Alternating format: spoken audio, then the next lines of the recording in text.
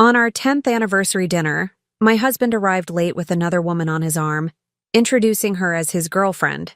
I simply smiled and slid the DNA test results across the table. The color drained from his face as he realized our twins weren't his, and in that moment, years of lies began to unravel. What he didn't know was that I'd discovered his betrayal months ago, and this dinner was my carefully orchestrated finale. The champagne flute trembled slightly in my hand as I watched the restaurant's entrance, knowing exactly who would walk through those doors. Before we jump back in, tell us where you're tuning in from, and if this story touches you, make sure you're subscribed, because tomorrow I've saved something extra special for you. 10 years of marriage reduced to this moment, sitting alone at a candlelit table for 4, wearing the same emerald dress I'd worn on our first anniversary. The irony wasn't lost on me. I'd arrived early, choosing the most visible table in Denver's most exclusive restaurant, the Sterling Room. Every detail had been meticulously planned, from the specific vintage of champagne to the manila envelope tucked safely in my purse. 3 months of preparation led to this night, and I was ready. At 8:17 p.m., 17 minutes late, as always, George walked in. But he wasn't alone. On his arm was Ginny, his 26-year-old marketing assistant, wearing a dress that cost more than her monthly salary. I knew because I'd seen the credit card statement. They laughed at some private joke as the maitre d' led them to our table, George's hand resting possessively on the small of her back. "Amanda," George said, not even attempting to hide his surprise at seeing me already seated. "You're early." "It's our anniversary, darling," I replied, my voice honey-sweet. "I wouldn't miss it for the world." Ginny shifted uncomfortably, her false eyelashes fluttering as she glanced between us. She was pretty in that obvious way. Bleached blonde hair, spray tan, lips plumped with filler. Everything I wasn't. Everything George apparently wanted. "Amanda, this is Ginny from the office," George said, pulling out her chair with a familiarity that spoke volumes. "She's been helping me with the Morrison account." "Of course she has," I said, raising my champagne in a mock toast. "Please, sit." I took the liberty of ordering the Cristal. "I know how much you love it, George." They sat across from me, and I watched George's jaw work as he processed the situation. He hadn't expected me to be here first. He'd counted on arriving with Ginny, making some excuse about a work emergency and controlling the narrative. But I'd learned to anticipate his moves months ago. "Actually," George cleared his throat, straightening his tie. "The blue Hermes I'd given him last Christmas." "Amanda, there's something we need to discuss." "Oh, I imagine there is," I agreed pleasantly. "But first, let's order. The tasting menu here is exceptional. Ginny, you must try the foie gras, though I suppose you've already sampled quite a few of George's favorite things." Ginny's cheeks flushed beneath her bronzer. "Mrs. Mitchell, I think there's been a misunderstanding. Please, call me Amanda.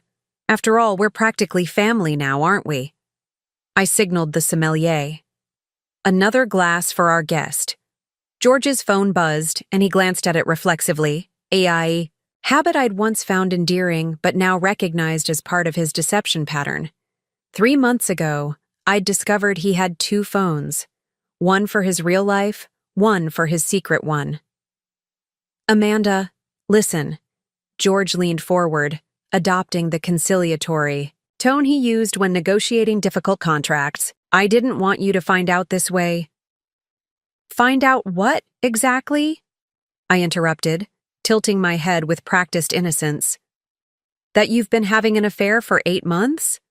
That you've been siphoning money from our joint accounts to fund your little love nest in Cherry Creek? Or that you were planning to serve me with divorce papers tonight?" The silence that followed was delicious. Ginny's mouth opened and closed like a landed fish, while George's carefully constructed facade crumbled. How did I know?" I finished for him. "Oh, George, you really should be more careful with your passwords. Ginny Bear 23 isn't exactly Fort Knox." I reached into my purse, my fingers brushing past the manila envelope. Not yet. That was for the grand finale. And pulled out my phone. Would you like to see my favorite text exchange? It's from last Tuesday. Ginny wrote, "Can't wait until that frigid bitch is out of our lives forever."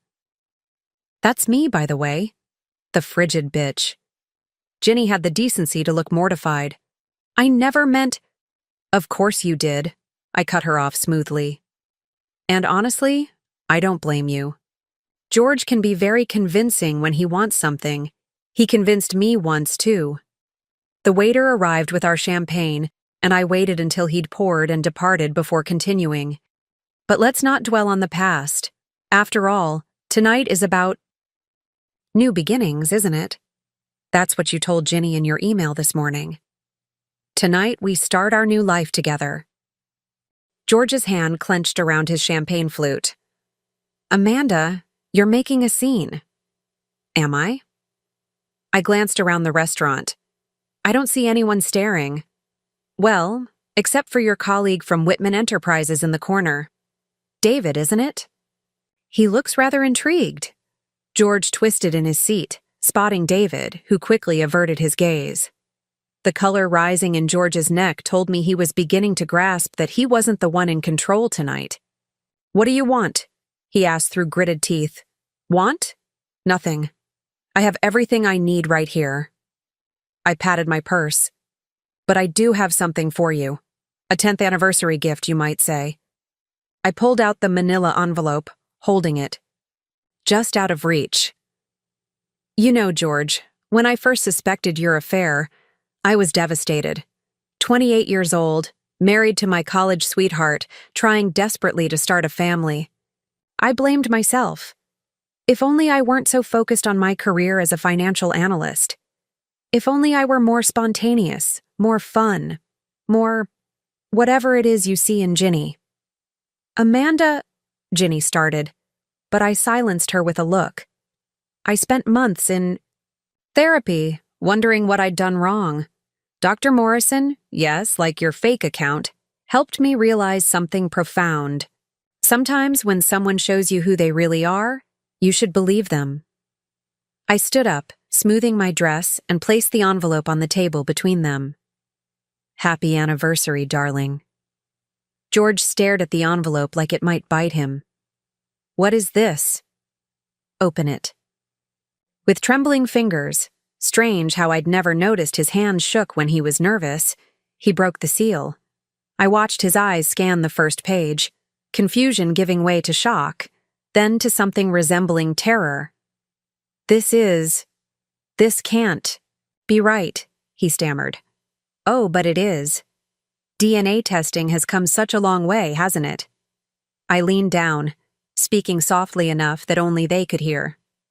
The twins you've been parading around as yours for the past 6 years? They're not. Funny thing about male infertility. It tends to run in families. Your brother Alan mentioned his diagnosis at Christmas 3 years ago. Made me wonder. The papers fluttered from George's hands. Ginny snatched them up, her eyes widening as she read.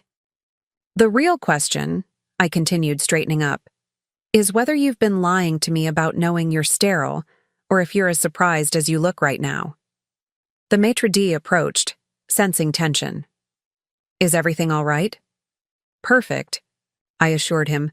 Though I won't be staying for dinner after all, the table's paid for. Please let Mr. Mitchell and his companion enjoy their celebration. I picked up my clutch and took one last look at George's devastated face. My lawyer will be in touch about the divorce. Oh, and Ginny? You might want to ask him about the vasectomy he had 2 years ago. He didn't mention that, did he? As I walked away, my heels clicking against the marble floor, I heard George's strangled voice. Amanda, wait. Who is their father? I paused at the door, glancing back with a smile. Does it matter? They're not yours. That's all that's relevant now. The cool Denver night air hit my face as I stepped outside, and for the first time in months I could breathe freely. The valet brought my car around. Not the sensible sedan George insisted I drive, but a sleek red convertible I'd bought myself last week. Preparing and narrating this story took us a lot of time, so if you are enjoying it, subscribe to our channel. It means a lot to us. Now back to the story. As I drove away from the Sterling room, away from 10 years of lies and manipulation, my phone buzzed with a text from Nick. "How did it go?" I smiled, thinking of the quiet, kind attorney who'd held my hand through this process, who'd helped me piece together the evidence of George's betrayal. "Exactly as planned," I replied at the next red light. "I'm free." 5 months before that anniversary dinner, I was a different person. I believed in fairy tales, in the sanctity of marriage vows, and most of all, in George Mitchell. We lived in a sprawling colonial in Cherry Hills, the kind of house that screamed successful Denver couple, with its manicured lawn and 3-car garage. From the outside, we were perfect. I met George during our senior year at the University of Colorado. He was the star of the business school, charming, ambitious, with that easy confidence that drew people in. I was the quiet finance major who spent more time in the library than at parties. He always joked that he fell for me because I was the only girl who could explain derivatives without putting him to sleep. Our early years were magical. George landed a position at Whitman Enterprises, the most prestigious investment firm in Denver, while I joined a smaller but respected financial consulting company.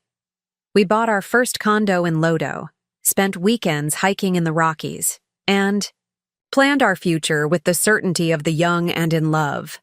The wedding came 3 years after graduation, a grand affair at the Brown Palace Hotel with 200 guests, a string quartet, and my mother crying happy tears in the front row. George's vows were perfect. "Amanda, you are my spreadsheet. In a world of chaos, organizing my dreams and calculating our happiness with precision, I promise to be your constant variable, your sure investment for all our days." Everyone laughed. I glowed with pride. We were the couple others envied, young, successful, deeply in love. For the first 4 years, we were happy, genuinely happy. George rose quickly at Whitman, while I built a reputation as one of Denver's sharpest financial analysts. We traveled: Paris for our anniversary, Tokyo for his birthday, Santorini just because. Our friends called us relationship goals. Then came the pressure to start a family. It began subtly, George's mother asking about grandchildren at Sunday dinners, my parents gifting us a silver baby rattle for when the time comes. We'd always planned on children, but the timing never felt right. George was gunning for partner. I was consulting on a major merger. "Let's try," George said one night, 5 years into our marriage. "We're ready, aren't we?" We were both 31, financially stable, in love. Of course we were ready. Except we weren't. Or rather, our bodies weren't. Month after month, the pregnancy tests came back negative. I tracked my cycle obsessively, took vitamins, eliminated alcohol and caffeine. George remained supportive but increasingly distant. His work trips became more frequent. His phone was always buzzing with client emergencies. After a year of trying, we saw a fertility specialist. Dr. Reeves ran tests, drew blood, asked intimate questions about our family histories. When the results came back, she was diplomatic. "These things are complex," she said. "Sometimes there's no clear answer why conception doesn't occur naturally." 3 rounds of IUI failed. We moved on to IVF. The hormone injections made me emotional and bloated. George started working later, missing appointments. I told myself it was the stress. Then, miraculously, it worked. Twins. I called George from the doctor's office, sobbing with joy. "We did it! We're having twins!" His response was oddly subdued. That's wonderful, honey. I'm in a meeting. Can we celebrate tonight?" Looking back, that should have been my first real warning sign. The pregnancy was difficult. Morning sickness lasted 6 months. I was put on bed rest at week 28. George hired a housekeeper to help, Lisa, a competent woman in her 50s who barely spoke but kept our house immaculate. He was attentive enough, bringing me ginger tea, assembling the nursery furniture. But something felt off. Our twins, Oliver and Emma, were born on a snowy December morning. George cut both umbilical cords, tears in his eyes. For a moment, I thought everything would be okay. We had our family. We were complete. But as the months passed, George grew more distant. He traveled constantly for work. When he was home, he seemed distracted, always on his phone. He'd take calls in the garage, claiming the babies were too loud. He opened a separate credit card for business expenses. I was too exhausted to be suspicious. Twin infants are all-consuming. Between feedings and diaper changes and the endless laundry, I barely had time to shower, let alone monitor my husband's activities. The twins were 2 when I first heard the name Ginny. "Who was that?" I asked one evening after George ended a call abruptly when I entered the room. "New marketing assistant," he said casually. "Young, but talented. She's helping with the Morrison account." Morrison Telecommunications was George's biggest client. I thought nothing of it. Over the next year, Ginny's name came up more frequently. She was brilliant with social media strategies. She understood the millennial market. She was going places. I finally met her at the company Christmas party when the twins were 3. She was everything I'd imagined. Young, blonde, vivacious. The kind of woman who laughed with her whole body and touched people's arms when she spoke. George introduced us briefly before whisking her away to meet other colleagues. "She seems nice," I said later in the car. "She's okay," George replied too casually, a bit eager. By the time the twins were 4, I was back at work part-time. It felt good to use my brain for something other than coordinating playdates and packing lunches. George supported the decision, even encouraged it. "You're too smart to stay home forever," he said, kissing my forehead. What I didn't realize was that my return to work gave him more freedom. More late nights at the office. More weekend golf games with clients. More opportunities to be with her. The unraveling began with a receipt. I was doing laundry, because even with a housekeeper, laundry with twins is endless. When I found it in George's suit pocket, the Ritz-Carlton, downtown Denver. 2 champagne breakfasts, a Wednesday morning. When he was supposedly at a breakfast meeting with investors, I told myself it was nothing. Maybe the client had brought his wife. Maybe it was a business celebration. Maybe. But then came the text messages. George had left his phone on the kitchen counter while he showered. A message popped up. "Can't stop thinking about last night. You're incredible. GG for Ginny." My hands shook as I picked up the phone. His password had always been our anniversary. Now it was something else. I tried variations, birthdays, important dates. Nothing worked. Then, on impulse, I tried Ginny0123. It worked. The messages went back months. Explicit photos, declarations of love, plans for their future together, complaints about me, how I was cold, focused only on the children, had let myself go after the pregnancy. I sat at the kitchen table, reading message after message, my world crumbling with each word. 8 months. They'd been together 8 months. I was still sitting there when George came downstairs, hair wet from his shower. "Everything okay?" he asked, pouring coffee. I looked at my husband, the man I'd loved for over a decade, the father of my children, my college sweetheart, and realized I didn't know him at all. "Fine," I said, sliding his phone across the table. "Lisa called in sick. I need to take the twins to preschool."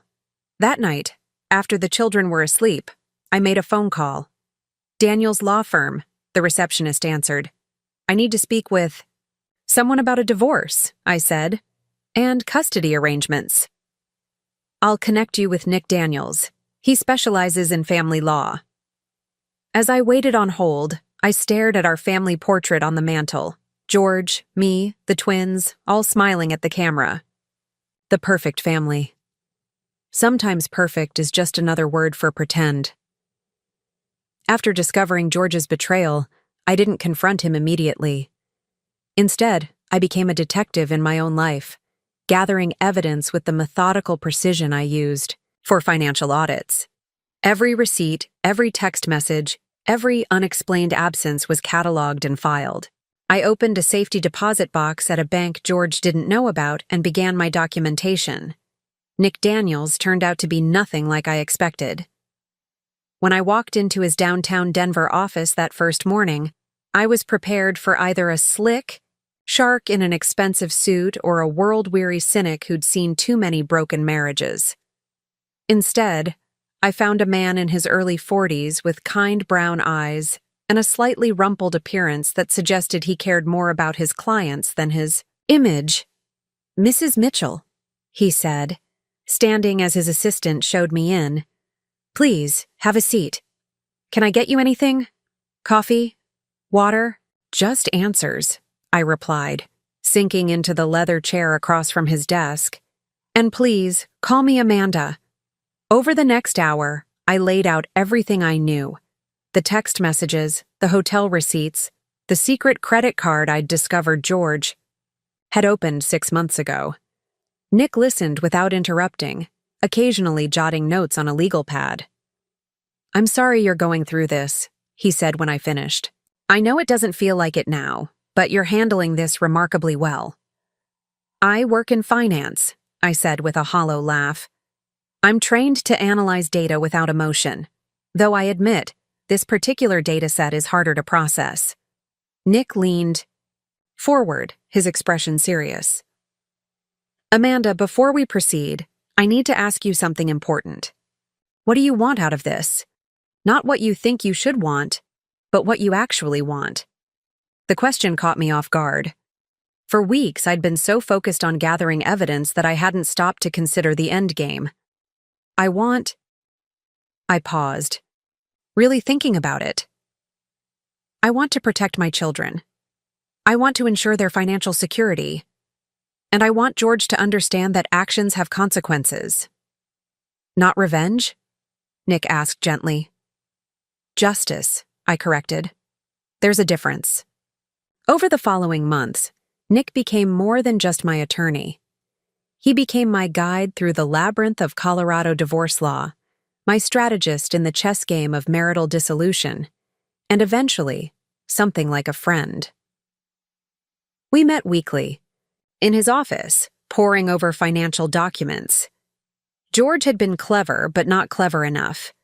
The money he'd been siphoning from our joint accounts had gone into a shell company called Morrison Enterprises, not to be confused with his actual client, Morrison Telecommunications. "He's been paying for an apartment in Cherry Creek," Nick explained, showing me bank statements. "Lease signed 8 months ago, the same month your evidence suggests the affair began." "Of course," I said bitterly. "He needed somewhere to take her. The Ritz-Carlton was getting expensive." "Amanda," Nick said carefully, "there's something else we need to discuss. Colorado is a no-fault divorce state, but infidelity can impact custody arrangements. Have you considered asking George to take a paternity test for the twins?" The suggestion hit me like a physical blow. "What?" "No. Why would I?" "During your initial consultation, you mentioned struggling with fertility, that George was reluctant to pursue testing. It's not uncommon for men with fertility issues to let their wives believe the problem is theirs," I finished. "To watch them undergo painful procedures rather than admit they might be the issue?" Nick nodded. "I've seen it before. If George knew he had fertility problems, it raises questions about the twins' paternity." I sat in stunned silence, my mind racing. Then I remembered something. "His brother, Alan," I said slowly. "At Christmas dinner 3 years ago, he mentioned struggling with infertility. He said it ran in their family. George changed the subject immediately." "Would you be willing to have the twins tested?" Nick asked. "It could significantly impact our strategy." The idea terrified me. Oliver and Emma were my world. But if George wasn't their biological father, I need to think about it, I said. That night, I lay awake staring at the ceiling while George snored beside me. I thought about the IVF process, how the clinic had been so careful with chain of custody for the samples. But there had been that one cycle where George had been traveling, and we'd used a frozen sample. 2 weeks later, I made the decision. Not for revenge, not even for justice, but for truth. I took the twins to a private lab under the guise of updating their medical sci. Records. The technician was discreet, professional. The results would take 2 weeks. During those 2 weeks, I watched George more carefully than ever.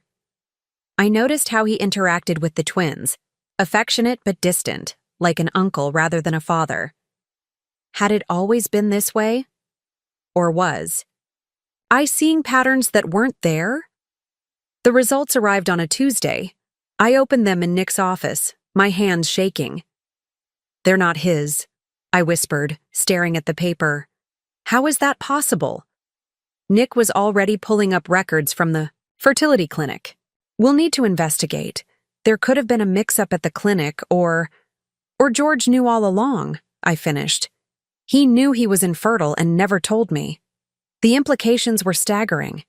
If George had known, then the years of fertility, treatments, the emotional torture of believing I was the problem, the guilt I'd carried, all of it had been based on his lie.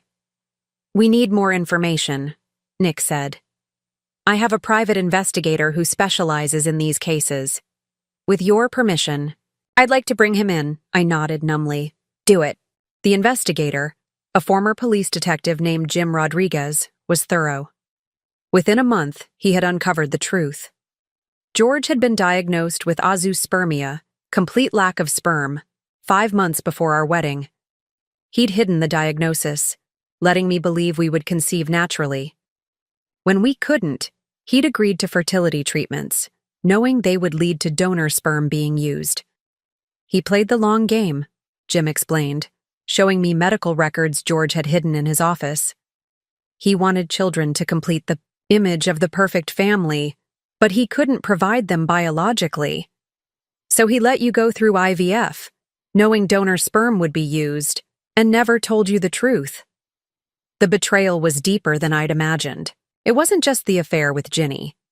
It was years of deception, of watching me suffer through treatments he knew were unnecessary, of letting me blame myself for our fertility struggles.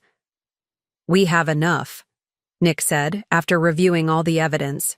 "The question now is timing. When do you want to confront him?" I thought about it carefully. George's firm was hosting their annual gala in 3 months. Then there was the twins' birthday party, various social obligations. And then it hit me. "Our 10th anniversary," I said. "He's been planning something special. He mentioned it last week. Dinner at the Sterling Room. Very exclusive, very public." Nick raised an eyebrow. "You want to do this in public?" "He's counting on me not making a scene," I explained. "He's always relied on my desire to maintain appearances, but I think it's time to show him that some things are more important than keeping up facades."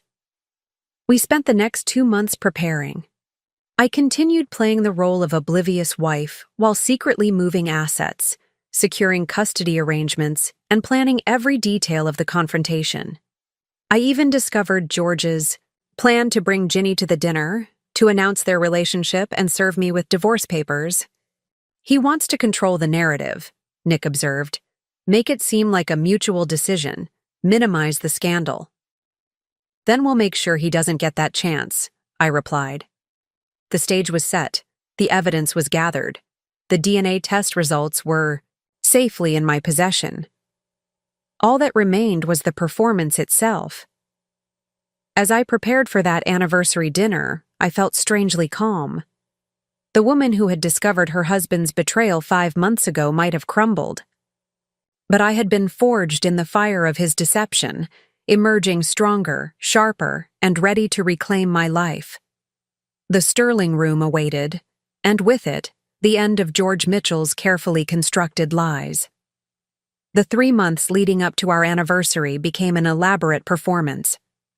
Each morning, I kissed George goodbye as he left for work, packed the twins' lunches with little notes, and maintained the perfect facade of suburban contentment. But underneath, I was orchestrating my exit with the precision of a military operation.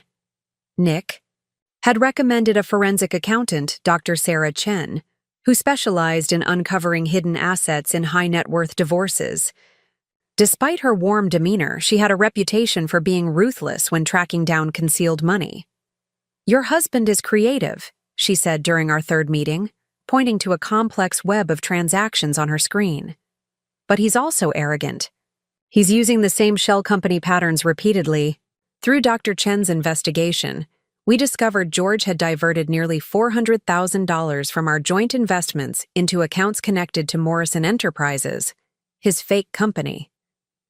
The money had paid for Ginny's apartment, expensive jewelry, weekend, getaways to Aspen, and even a lease on a Porsche that she drove. "He's been planning to leave you for months," Dr. Chen observed, showing me documentation for a condo in downtown Denver. "This purchase agreement is dated 6 weeks ago. He's already preparing his new life." Meanwhile, Jim Rodriguez, our private investigator, had uncovered more about George's relationship with Ginny. She wasn't just his mistress, she was pregnant. "About 4 months along, based on the prenatal vitamin purchases and doctor's appointments I've tracked," Jim reported. "They've been visiting an OB-GYN in Cherry Creek, paying cash to keep it off insurance records." The irony wasn't lost on me. The man who'd hidden his infertility and let me undergo painful treatments was now expecting a child with his mistress. Or at least he believed he was. "Has he been tested for his condition recently?" I asked Jim. "Not that I can find. His last urologist appointment was 7 years ago." I filed that information away. If George still had a zoospermia, and most cases were permanent, then Ginny's pregnancy was another lie in their house of cards. As the anniversary approached, I became bolder in my preparations.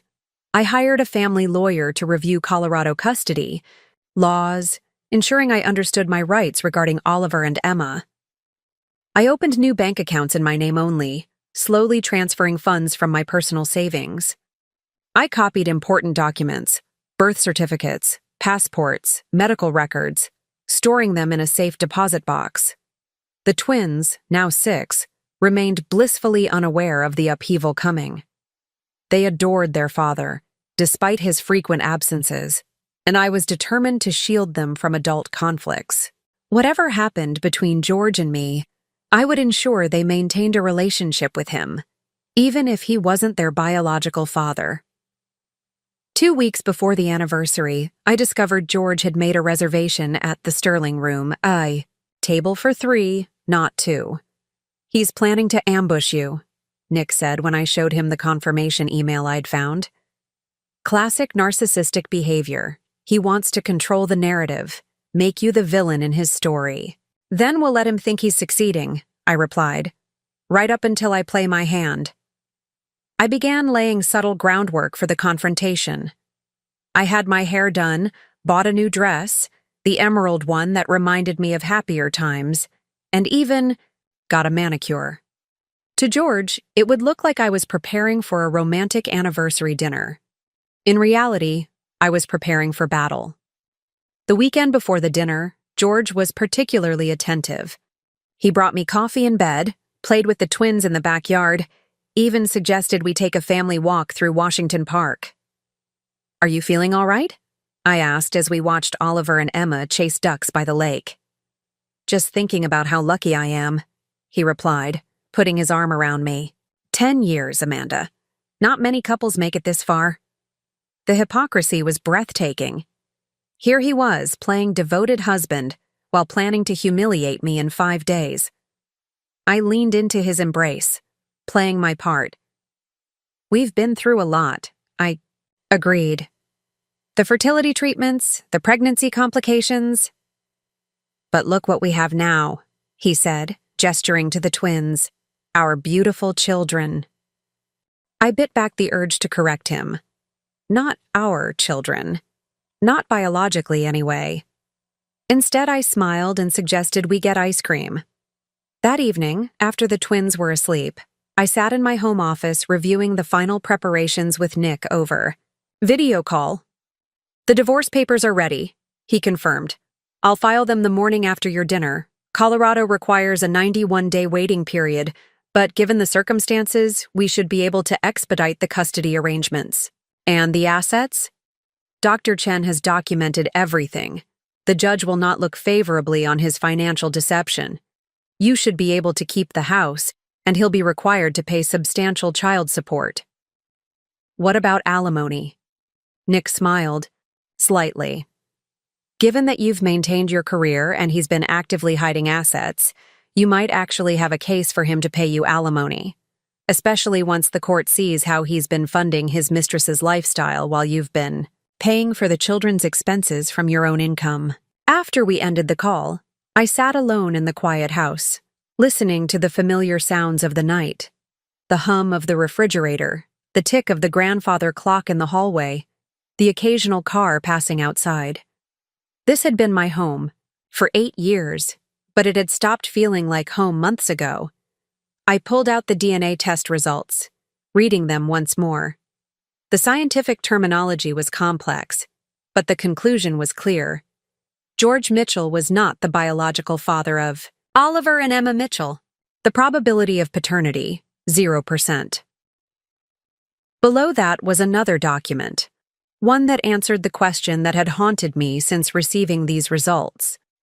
Through careful investigation and cooperation with the fertility clinic, we'd discovered the truth.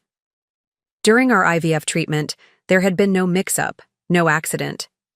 The clinic had used donor sperm, as was standard protocol when the male partner had no viable sperm. George had signed the consent forms, knowing full well what they meant. The donor was anonymous, identified only by a number, 4782. But I'd been able to access basic information. He was healthy, educated, with no genetic disorders. Most importantly, he'd given me Oliver and Emma, the 2 brightest lights in my life. The final document in my collection was perhaps the most damning. Jim had obtained records showing that George had undergone a vasectomy 2 years ago, while still married to me, while still pretending we might have more children someday. The procedure had been performed out of state, paid for in cash. Every decision he'd made had been calculated to serve his own interests, his own desires, with no thought for the woman he'd promised to love and cherish. I thought about Ginny, pregnant with a child that couldn't be George's. Did she know about his infertility, or was she another victim of his deception? Part of me wanted to warn her, but I suspected she'd discover the truth soon enough. Men like George didn't change. They just found new people to manipulate. The night before the anniversary dinner, George worked late, or so he claimed. I knew from Jim's surveillance that he was at Ginny's apartment, probably coaching her on how to act during tomorrow's ambush. I used the time to pack a bag for the twins, who would be staying with my mother for a few days after the dinner. I'd told her everything, and while she was heartbroken for me, she was also proud. "You're stronger than I ever was," she'd said. "Your father cheated for years, and I just pretended not to know. You're not pretending. You're taking action." As I folded Oliver's favorite dinosaur shirt and Emma's beloved unicorn dress, I thought about the future. After tomorrow, everything would change. The perfect family we'd presented to the world would shatter. But from those pieces, I would build something better, something real. I placed the DNA test results in my purse, along with a copy of George's vasectomy records and the evidence of his financial deception. Tomorrow night at the Sterling Room, George thought he would be revealing his grand plan, introducing his pregnant girlfriend to his unsuspecting wife, controlling the narrative of our divorce. He had no idea that I'd been writing my own ending to our story, one where the truth finally came to light, where justice prevailed, and where I reclaimed not just my dignity, but my life. The stage was set. The actors were ready. Tomorrow, the curtain would rise on the final act of the Mitchell marriage. The morning of our 10th anniversary, I woke before dawn. George lay beside me, sleeping peacefully, unaware that this would be his last morning in our marital bed. I studied his face in the dim light, the strong jaw I'd once found so attractive, the slight gray at his temples that made him look distinguished. How many lies had those lips told? How many times had he looked into my eyes and deceived me? I slipped out of bed and began my day with methodical precision. First, I prepared breakfast for the twins, pancakes with smiley faces made from blueberries, their favorite. They bounded into the kitchen at 7, full of energy and innocence. "Mommy, you look pretty today," Emma said, noticing that I'd done my makeup earlier than usual. "Thank you, sweetheart. It's a special day. Daddy and I have been married for 10 years. "That's like forever," Oliver exclaimed, syrup dripping down his chin. "Sometimes it feels that way," I murmured, wiping his face with a napkin. George appeared in the kitchen at 7:30, already dressed, in his suit. He seemed nervous, fidgeting with his tie, checking his phone repeatedly. "Big day at the office?" I asked innocently, pouring him coffee. "Yeah, several important meetings," he said, not meeting my eyes. "And of course, our dinner tonight. You remember we have reservations at 8? How could I forget? The Sterling Room. I'm looking forward to it." He looked surprised at my cheerful tone. "You are?" "Of course. 10 years is a milestone. I bought a new dress and everything." Something flickered across his face. Guilt? Uncertainty? But it was gone in an instant, replaced by his practiced smile. "That's great, honey. I'll meet you there. I might be running late from my last meeting." "Perfect," I said, kissing his cheek. "I'll see you there." After George left and I'd dropped the twins at school, I spent the day preparing. A long bath, careful makeup application, styling my hair in soft waves. I put on the emerald dress, a sleek sheath that hugged my figure. Looking in the mirror, I saw not the broken woman who'd discovered her husband's betrayal months ago, but someone stronger, more confident. At noon, I met Nick at his office for a final review. "Are you sure you want to do this publicly?" he asked, again. "We could serve him papers privately tomorrow." "He's planning to humiliate me in public," I reminded him. "He deserves the same. Plus, the publicity will work in our favor. His firm values reputation above all else."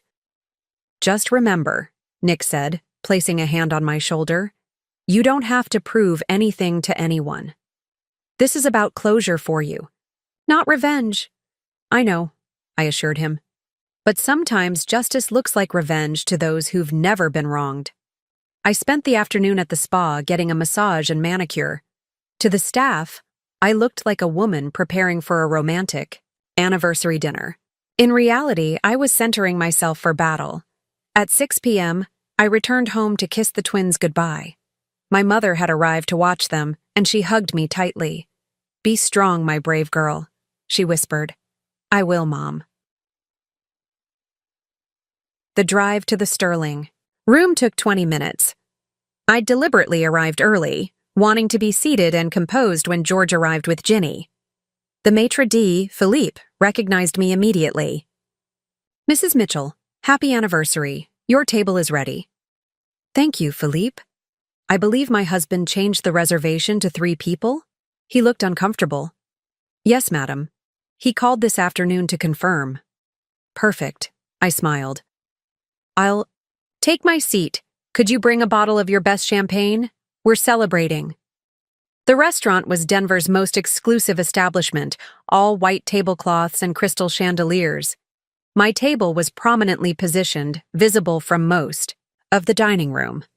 I recognized several faces, Denver's elite, including some of George's colleagues and clients. I ordered champagne and settled in to wait, my purse containing the DNA results resting beside me.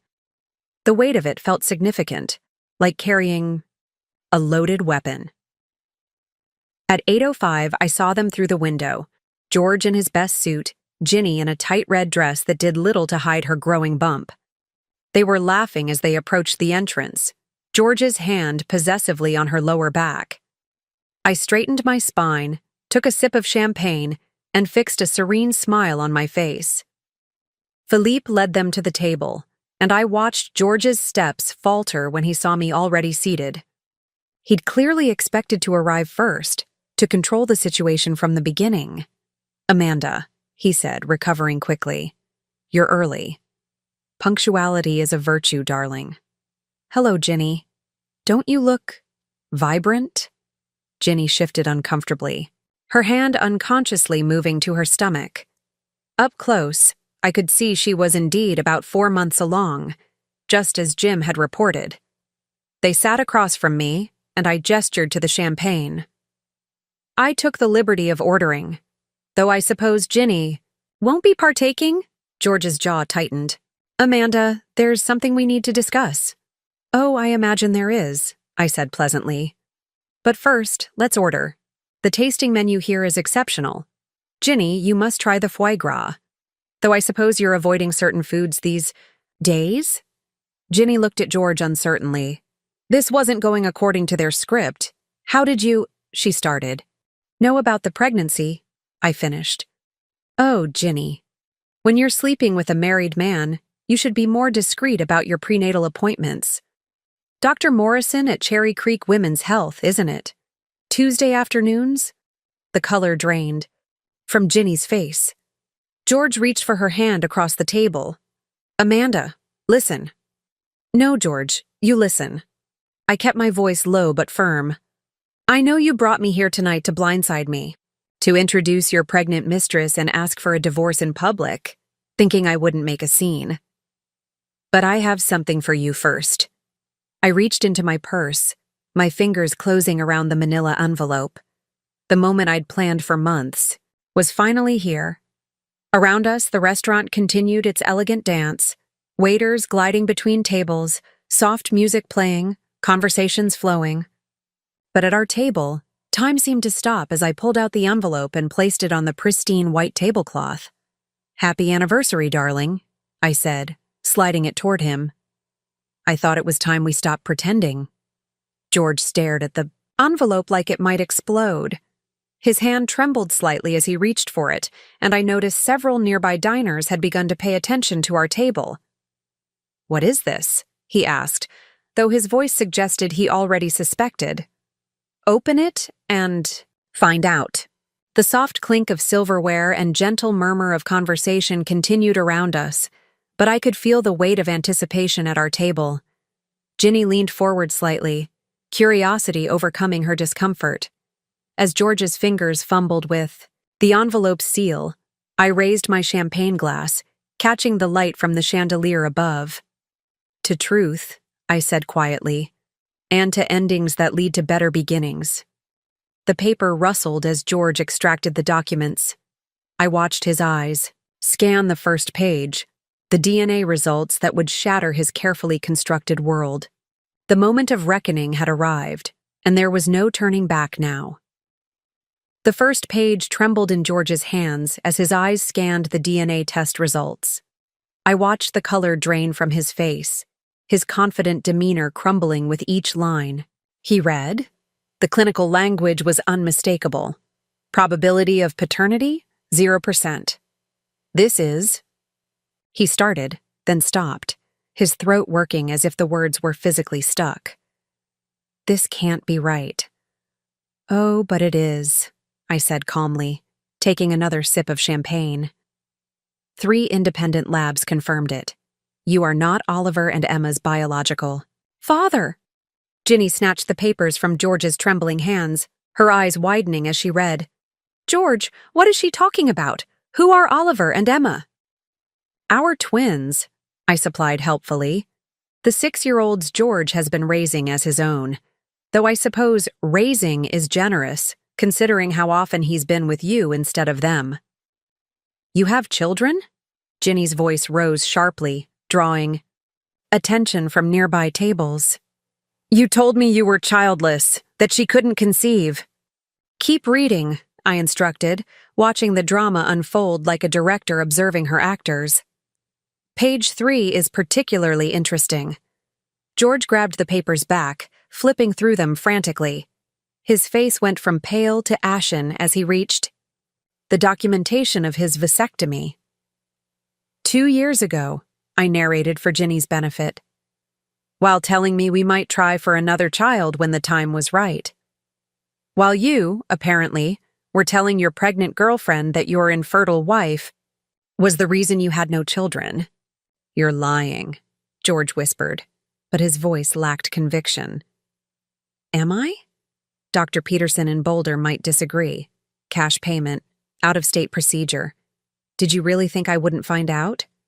Ginny stood abruptly, her chair scraping against the floor.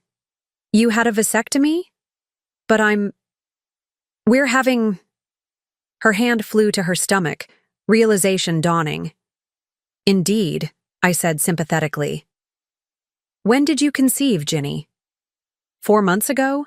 Interesting timing, considering George's procedure was performed 2 years ago.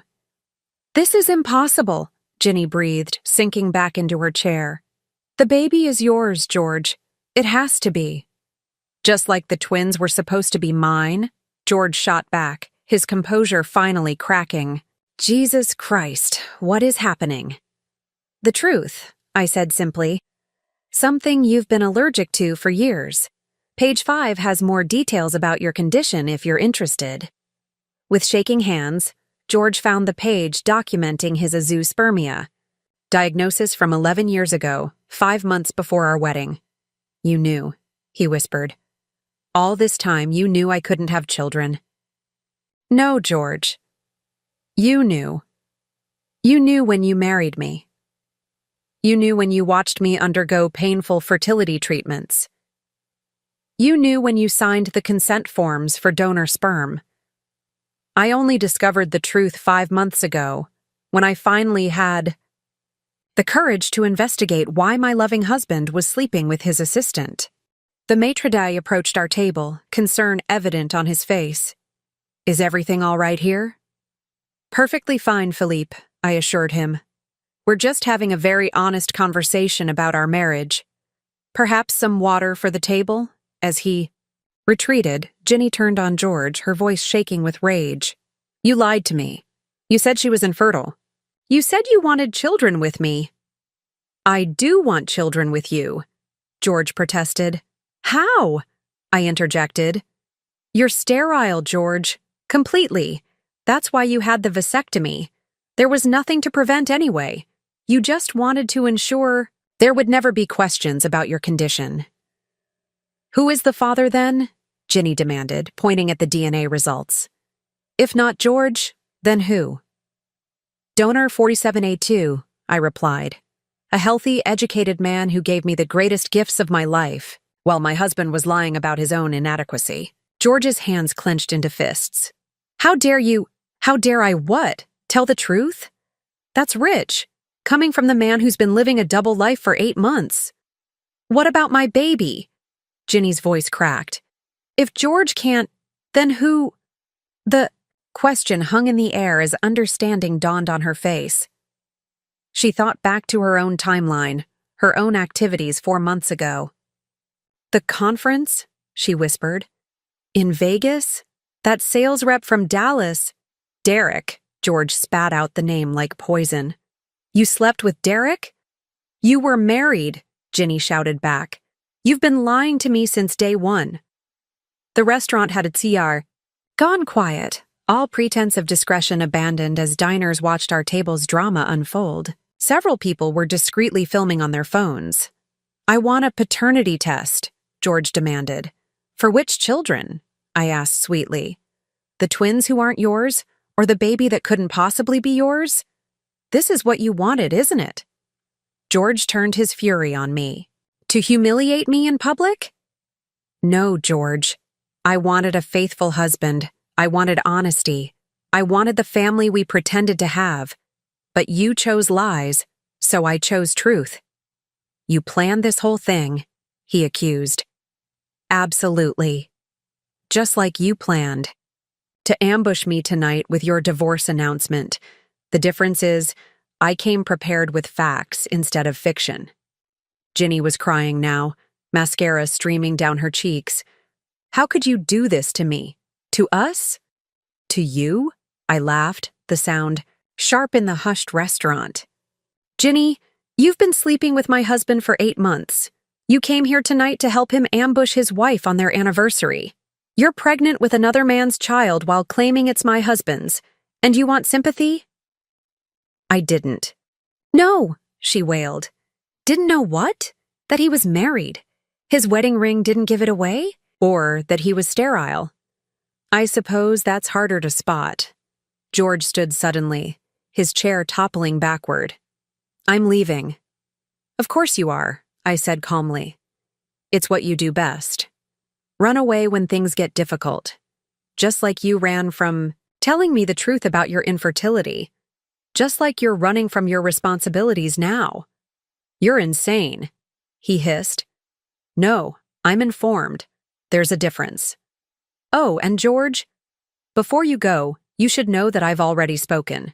With the partners at Whitman, they're very interested in how you've been using company funds for your apartment in Cherry Creek. His face, already pale, went white. You wouldn't. I already have.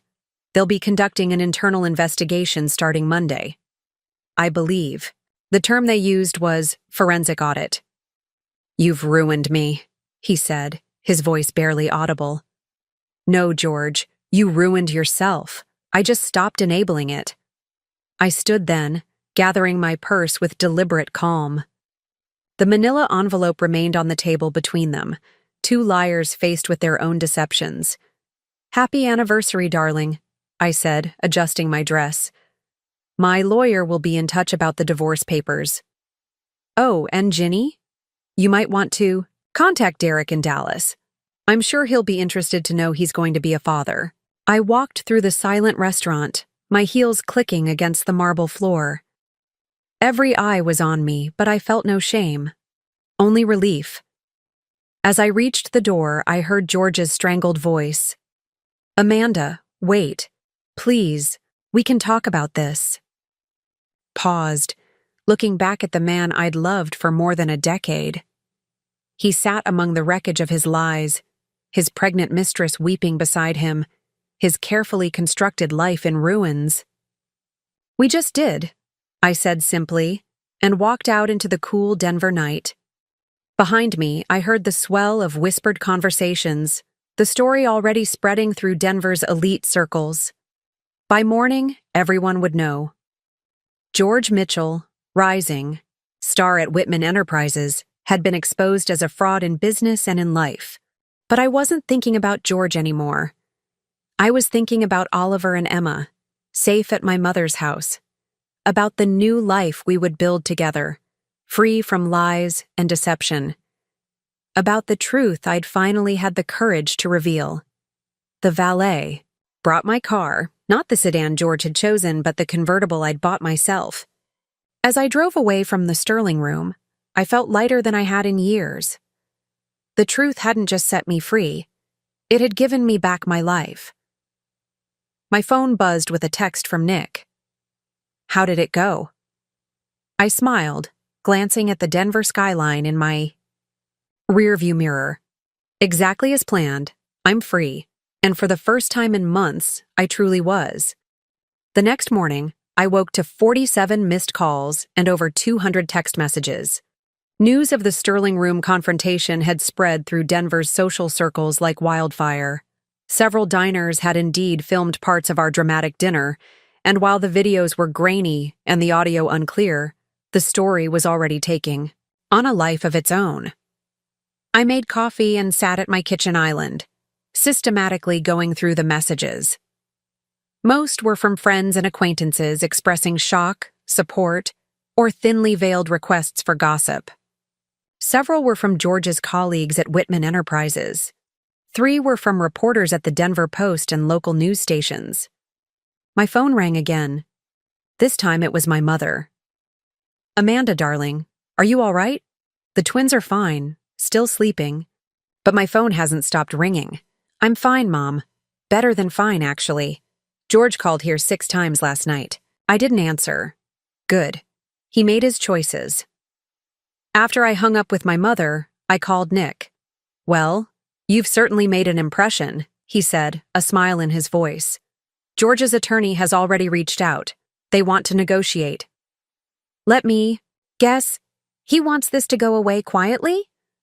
Exactly. He's offering you the house, full custody, and a substantial settlement if you sign an NDA about last night and his medical condition. No deal. I'm not protecting him anymore. That's what I thought you'd say. I'll handle it. After ending the call, I got dressed and prepared to face the day. I had taken a week off work, anticipating the aftermath of last night's revelation. My first stop was my children's school to update the administration about our family situation and ensure security protocols were in place. The principal, Mrs. Rodriguez, was sympathetic and professional. We've dealt with high-profile divorces before, she assured me. The twins' safety and privacy are our top priorities. As I left the school, my phone buzzed with a text from an unknown number. This is Ginny. Can we talk? I stared at the message for a long moment before responding. Corner coffee shop, 2 p.m. The coffee shop was nearly empty when Ginny arrived, looking exhausted and very young without her usual heavy makeup. She'd clearly been crying, her eyes red and puffy. Thank you for meeting me, she said, sliding into the booth across from me.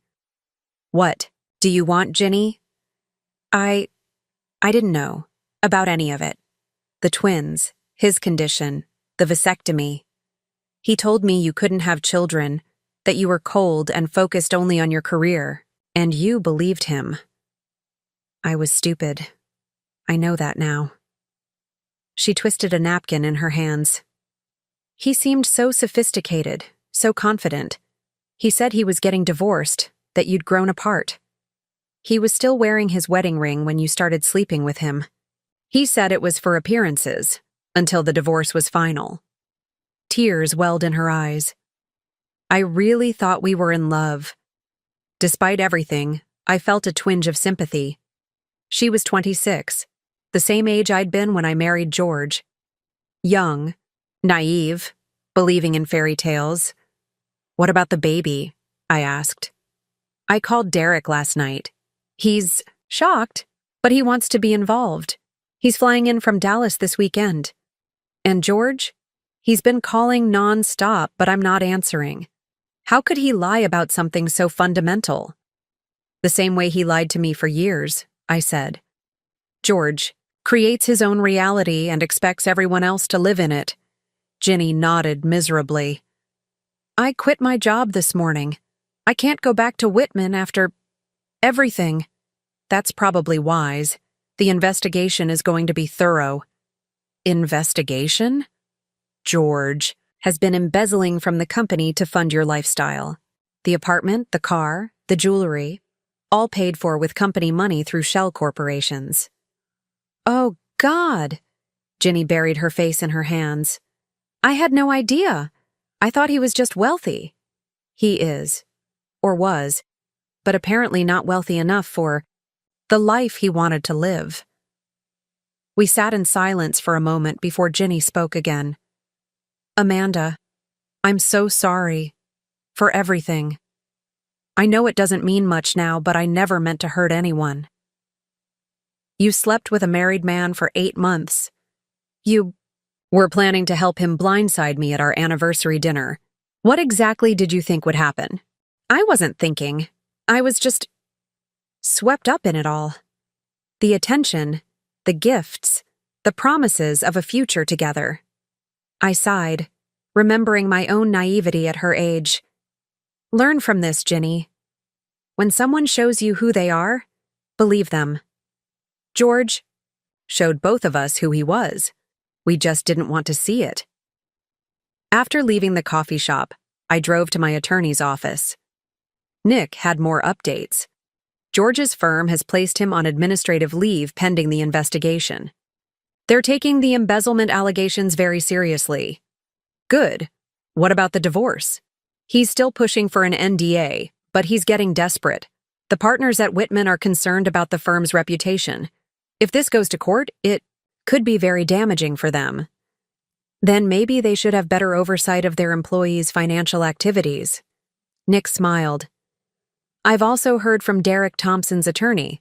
He's willing to take a paternity test for Ginny's baby and wants to establish his rights if he's the father. At least someone's being responsible. That evening, I sat down with Oliver and Emma.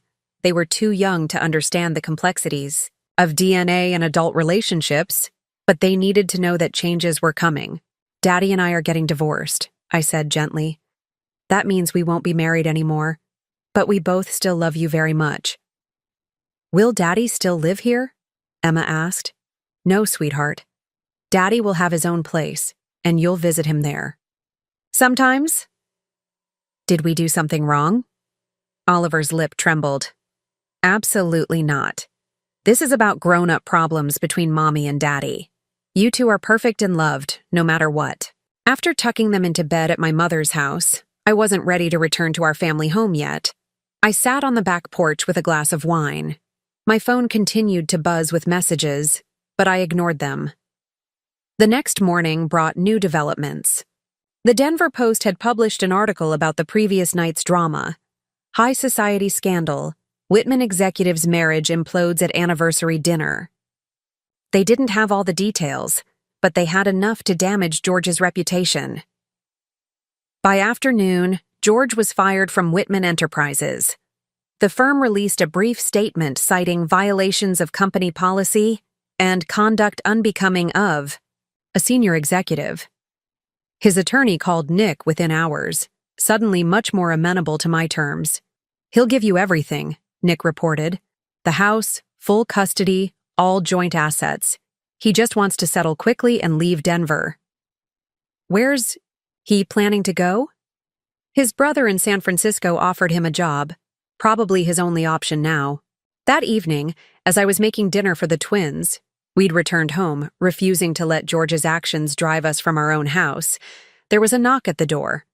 I opened it to find George standing there, looking haggard and defeated. What do you want, George? To apologize. To explain. It's too late for explanations. Please, Amanda, just 5 minutes. I glanced back at the twins, happily coloring at the kitchen table, then stepped onto the porch, closing the door behind me. You have 3 minutes. I never meant for it to go this far, he began. When I got the diagnosis before our wedding, I panicked. I thought if I told you, you'd leave me. So instead, you let me believe I was the problem? I convinced myself that if we used donor sperm, you'd never have to know. We'd have our family, our perfect life, built on lies. I know that now, and Ginny, she was a mistake, a midlife crisis. I was feeling old, irrelevant. She made me feel young again. While you made her feel special with stolen money? He flinched. I'm going to pay it all back. Alan's giving me a job in San Francisco. I'll start over. Good for you. Amanda, I did love you. I still do. No, George. You loved the idea of me, the perfect wife to complete your perfect image. But you never loved me enough to tell me the truth. He nodded, defeated. Can I say goodbye to the twins? Not tonight. We'll arrange supervised visits through our lawyers. As he turned to leave, I called after him. George, one more thing. Yes? The twins may not be yours biologically, but they're mine. And I'll make sure they grow up knowing the importance of truth even when it's hard. He nodded again and walked to his car. Not the Audi he'd loved, but a rental. The Audi had been repossessed that morning. I watched him drive away, then went back inside to my children. Oliver looked up from his coloring. Was that Daddy? Yes, sweetheart. Is he coming home? No, but you'll see him soon. Right now, let's focus on dinner. Who wants to help me make cookies for dessert? As the twins cheered and rushed to wash their hands, I felt the last weight lift from my shoulders. The truth had destroyed my marriage, but it had also set us free. And for the first time in years, I could breathe. The weeks following George's departure were harder than I'd anticipated. While I felt liberated from the lies, the practical realities of single parenthood hit me like a sledgehammer. Oliver and Emma, despite my careful explanations, struggled to understand why Daddy wasn't coming home. "But he always reads us stories on Tuesday nights," Emma protested, clutching her stuffed unicorn. "I know, sweetheart. Things are different now, but I can read to you." "It's not the same," she said, her lower lip trembling. She was right. It wasn't the same. Nothing was. I threw myself into work, grateful for the distraction of financial models and client meetings. My colleagues at the consulting firm were professionally supportive, though I caught whispers in the break room when they thought I wasn't listening. The Denver Post article had made me something of a local celebrity, the wronged wife who'd exposed her husband's lies in spectacular fashion. 3 weeks after the Sterling Room incident, I received an unexpected call from an unknown number. "Ms. Mitchell? This is Dr. Patricia Wells from the Colorado Center for Reproductive Medicine. I was the embryologist who handled your IVF procedures 6 years ago." My heart skipped. "Yes? I've been following the news about your situation. I think we should discuss your case. There may have been irregularities in how your husband's condition was handled." We arranged to meet the next day. Dr. Wells, a woman in her 50s with kind eyes behind wire-rimmed glasses, welcomed me into her office with obvious discomfort. "I've reviewed your file," she began. "Your husband's azoospermia was documented, but there are concerning notes about his insistence on keeping this information from you." "He knew the whole time," I said flatly. "He did more than know. He specifically requested that donor sperm be used without your knowledge. He said you were emotionally fragile and couldn't handle the truth. He had a psychiatrist's note." "A psychiatrist? I've never seen a psychiatrist." Dr. Wells slid a document across her desk. The letterhead read, "Dr. Marcus Hoffman, MD, with a Cherry Creek address. We verified the medical license, but looking back, I have concerns about the authenticity of this evaluation. It states you have severe emotional instability and would be dangerous to the potential children if you knew they weren't biologically your husband's." I stared at the letter, dated 2 months before our IVF cycle began. This is forged. He fabricated a psychiatric evaluation to manipulate the IVF process? "I'm afraid it appears so. We've reported this to the medical board. Forgery of medical documents is a serious crime." That evening, I called Nick with this new information. "Jesus," he breathed. "This changes everything. We're not just looking at civil fraud anymore. This is criminal." "What does this mean for the divorce?" "It means George is in much deeper trouble than we thought. Have you told the twins' guardian ad litem about this?" The guardian ad litem, appointed by the court to represent Oliver and Emma's interests, had been interviewing family members and reviewing documents for the custody arrangement. "Not yet." "Do it. This level of deception and manipulation, the court needs to know." The following weeks were a blur of legal meetings, therapy sessions, real ones with Dr. Amanda Foster, who specialized in betrayal trauma, and single parenthood. The twins had their first overnight visit with George, supervised by a court-appointed monitor. They returned confused and upset. "Daddy lives in a tiny apartment now," Oliver reported. "He doesn't have any of his nice things." "And he kept asking about you, Mommy," Emma added. "If you were seeing anyone, if you were happy." The divorce proceedings moved swiftly after the revelation of the forged psychiatric documents. George's lawyer advised him to settle rather than face potential criminal charges. The terms were generous. I kept the house, full custody with limited supervised visitation for George, all our joint assets, and substantial alimony and child support. But victory felt hollow. Late at night, after the twins were asleep, I'd sit in my living room, surrounded by the artifacts of a life built on lies. Wedding photos I couldn't bear to look at but couldn't bring myself to destroy. The twins' baby books, carefully documenting milestones of children who weren't biologically his, but whom he'd claimed so proudly in public. It was during one of these late-night brooding sessions that I decided to research donor 4782. The fertility clinic had strict anonymity policies, but they did provide basic, non-identifying information. He was 6'1", brown hair, green eyes, master's degree in engineering. His family medical history was excellent. His personal statement mentioned wanting to help families achieve their dreams. He'd certainly helped achieve ours, even if that dream had turned into a nightmare. Meanwhile, Ginny had her baby, a girl named Sophie. Derek stepped up, moving to Denver to be near his daughter. I ran into them at the grocery store one Saturday. Ginny looked tired but somehow more grounded. "How are you?" I asked, genuinely curious. "Better," she said, adjusting Sophie in her carrier. "Derek and I are taking things slow, but he's a good father. How are the twins?" "Adjusting. It's hard for them." "I heard George moved to California." "Yes. His brother got him a job at a small firm. He's trying to rebuild." We stood awkwardly for a moment before Ginny spoke again. "I know it doesn't mean much, but I really am sorry. For everything." "I know. And Ginny? I'm sorry too. We were both victims of his deception." She nodded, tears in her eyes, and we parted ways. The divorce was finalized on a rainy Tuesday in October, almost exactly a year after I'd discovered George's affair. Nick handed me the papers with a gentle smile. "Congratulations, you're officially free." But freedom, I was learning, came with its own challenges. The twins struggled in school. Oliver had nightmares.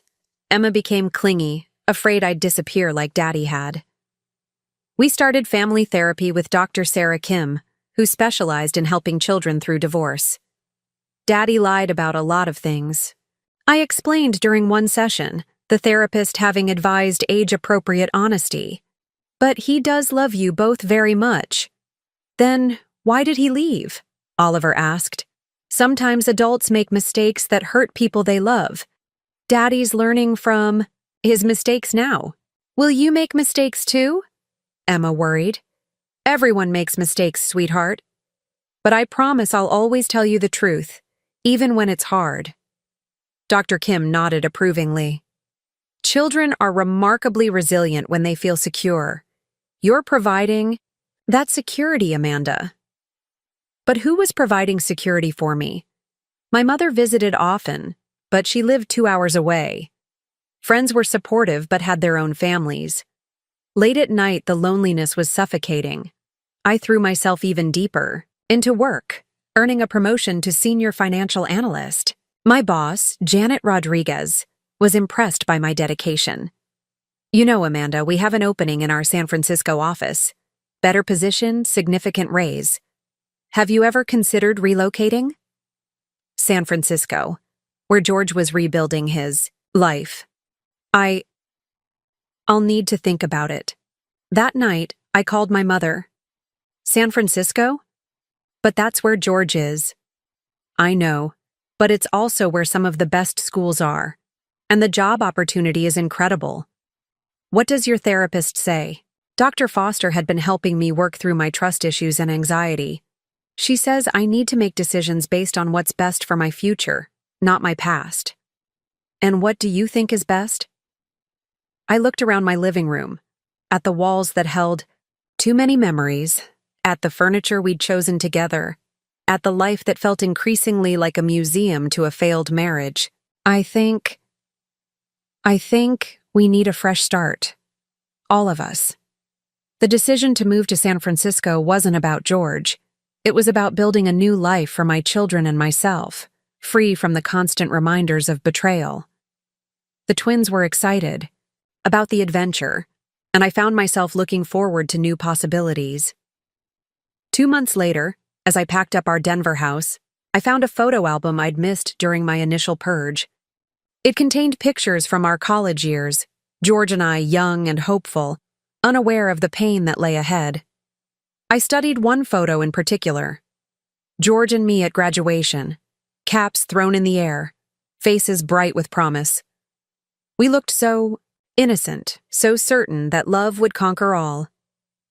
I closed the album and placed it in a box marked storage. The past was past. It was time to face the future. Mommy? Emma appeared in the doorway.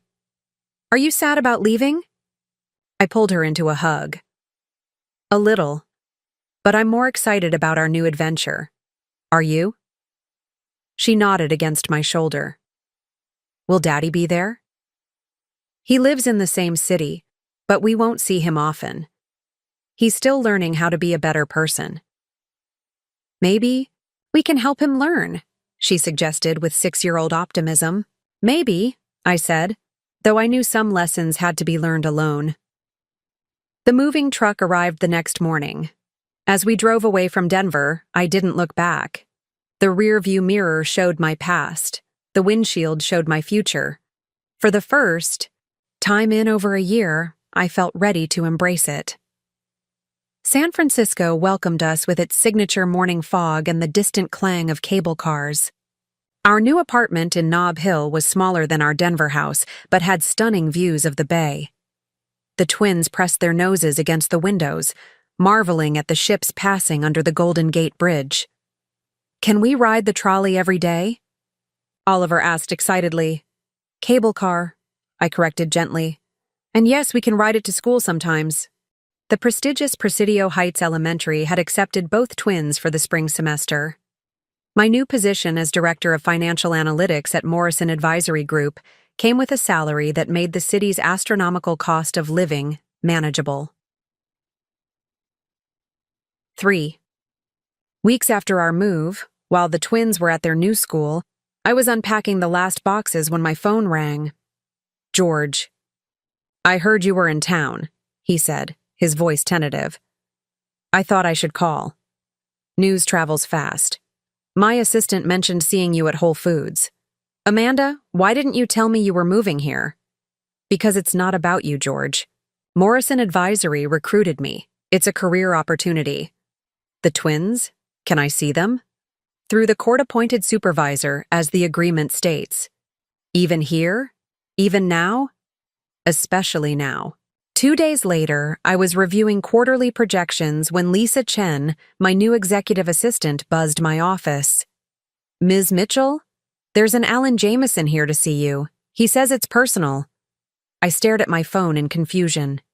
Alan Jameson, the Alan I'd introduced to George at our wedding, now the program director at UCSF's Cancer Center. We'd lost touch after he'd moved to the West Coast years ago. Send him in. Alan hadn't aged much, still tall and lean with prematurely silver hair that made him look distinguished rather than old. His warm smile was exactly as I remembered. Amanda Anderson, he said, using my maiden name. Or is it Mitchell still? Legally back to Anderson, I replied, standing to hug him. What brings you here? Would you believe pure coincidence? I was meeting with a financial advisor downstairs and saw your name on the directory. Had to make sure it was really you. We chatted about his work at UCSF, my new position, the twins' adjustment to city life. Finally, he addressed the elephant in the room. I heard about you and George. I'm sorry. Don't be. It was overdue. I hesitated. Did you know about his condition? Alan's face clouded. Not until after your wedding. He made some odd comments when we were discussing my own fertility issues. I suspected, but I should have said something. No one wants to believe someone they care about is capable of such deception. Still, you deserved better. He paused. Listen, I know this might be presumptuous, but would you like to grab coffee sometime? Catch up properly? I could show you and the twins around the city. I studied his earnest face, remembering the young resident who'd been too shy to ask me out before I met George. I'd like that. Coffee with Alan became a weekly tradition. He introduced us to hidden gems in Golden Gate Park, the best dim sum. In Chinatown, quiet beaches where the twins could explore tide pools. He was patient with Oliver's endless questions about marine biology and indulged Emma's obsession with the sea lions at Pier 39. Dr. Allen's nice, Emma declared after our fourth outing. He doesn't pretend to be happy like Daddy does. Children's perceptions could be startlingly accurate. During George's supervised visits, he maintained a forced cheerfulness that fooled no one, least of all his children. "How's the job?" Alan asked one evening as we watched the twins feed ducks at Stowe Lake. "Challenging? Good. My boss is brilliant but demanding." "Sounds familiar." "And George? Is he behaving?" "He's trying. The supervised visits are going better. He's in therapy, apparently." "About time." Alan skipped a stone across the lake's surface. "Amanda, can I ask you something personal?" "Of course." "Do you ever think about dating again?" I watched Oliver help Emma climb onto a low branch. "I think about it, but trusting someone after everything, it's hard." "I understand. When my ex-wife left, I didn't date for 3 years. Trust has to be rebuilt slowly. Like friendship?" I asked, meeting his eyes. "Exactly like friendship," he agreed, smiling. That night, after the twins were asleep, I called my therapist for an emergency session. Dr. Foster listened as I described my growing feelings for Alan. "What frightens you about these feelings?" she asked. "Everything. What if I'm wrong again? What if he's hiding something too?" "Has Alan given you any reason to distrust him?" "No. He's been completely honest, almost to a fault." "Then perhaps the person you're struggling to trust isn't Alan." She was right. I didn't trust my own judgment anymore. The breakthrough came unexpectedly. Oliver developed pneumonia in April, landing us in UCSF's pediatric ward for 5 days. Alan, despite not being Oliver's doctor, visited daily, bringing puzzles and books, sitting with us during the long nights. On day 3, exhausted and worried, I dozed off in the chair beside Oliver's bed. I woke to find Alan covering me with his jacket, checking Oliver's vitals with practiced care. "His fever's down," he whispered. "He's going to be fine." In that moment, watching him tend to my sick child with genuine concern, something shifted inside me. This was what real care looked like: quiet, consistent, without expectation of reward. "Thank you," I said, catching his hand. "For everything." He squeezed my fingers gently. "Always." Oliver recovered fully, but the experience had changed something between Alan and me. Our coffee dates became dinners. Our group outings included just the two of us sometimes. While my mother watched the twins, George noticed the change during a supervised visit in May. "You're seeing someone," he stated, rather than asked, watching me check my phone. "That's not your concern." "Alan Jameson? Really? You're dating my friend? Your friend who you haven't spoken to in 5 years? Who you lied to about your infertility?" "That friend?" George's jaw tightened. "I just think it's convenient. You move here, suddenly you're dating?" "Stop." I held up my hand. "You don't get to have opinions about my life anymore. Focus on rebuilding your relationship with your children." The supervisor intervened, redirecting the conversation to the twins' activities. But George's reaction had revealed his lingering possessiveness. Some habits died hard. That evening, I told Alan about the exchange. "He's not wrong about the timing being convenient," Alan admitted. "But sometimes life works that way. We meet people when we're ready for them." "Are you ready?" I asked. "For this? For us? The twins and I are a package deal, and we come with considerable baggage." "Amanda, I've been ready since the day George introduced us at your wedding. I just had terrible timing." He took my hand. "I know you need to go slow. I know trust is hard. But I'm not going anywhere." The twins warmed to Alan gradually. He never tried to replace George, but carved out his own role in their lives. He taught Oliver to identify birds in the park, helped Emma with her science projects, and read to them with distinct character voices that made them giggle. "Is Dr. Allen your boyfriend now?" Emma asked one morning as I braided her hair. "He's My friend who I go on dates with sometimes, I said carefully. How do you feel about that? I like him. He listens when we talk. Daddy just pretends to listen. Daddy loves you very much. I know, but love and listening aren't the same thing, are they? From the mouths of babes. By June, I'd settled into a rhythm. Work challenged me intellectually. The twins were thriving in their new school. My relationship with Alan progressed at a pace that felt safe, yet exciting. Even George seemed to be finding his footing, accepting his limited role with more grace.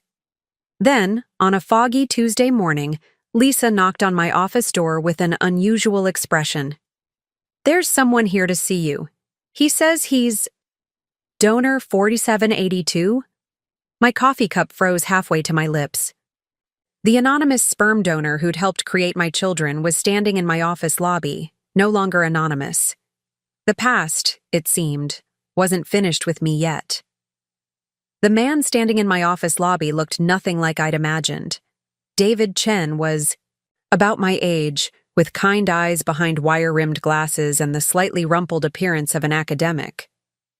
His resemblance to Oliver was startling, the same angular jaw, the same way of tilting his head when uncertain. Ms. Anderson? I'm David Chen. I apologize for showing up like this, but, well, there's been a development. I led him to my office, closing the door. How did you find me? I didn't, exactly. The clinic contacted me. There's a class action lawsuit against them for mishandling donor information. They're required to notify all parties involved. He adjusted his glasses nervously. I never expected to meet any recipients. I never expected to meet you. The thing is, my wife and I have been trying to have children. We discovered I have a genetic condition that wasn't detected during my initial screening. It's treatable, but it can affect kidney function in children. The clinic is notifying all families who used my contribution. My heart sank. The twins, are they at risk? Possibly. It's called Alport syndrome. It's mild in my case, but it can be more severe in children. They should be tested. That evening, I called Alan. As a doctor, he understood the medical implications immediately. Alport can range from barely noticeable to serious, he explained. But early detection makes a huge difference. I can arrange testing at UCSF. Should I tell the twins? Not yet. Let's get the facts first.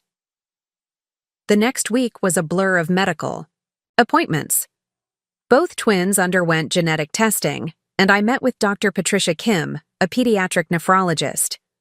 Oliver tests positive for the gene mutation, she said gently. Emma doesn't, which is common. The inheritance pattern can be unpredictable.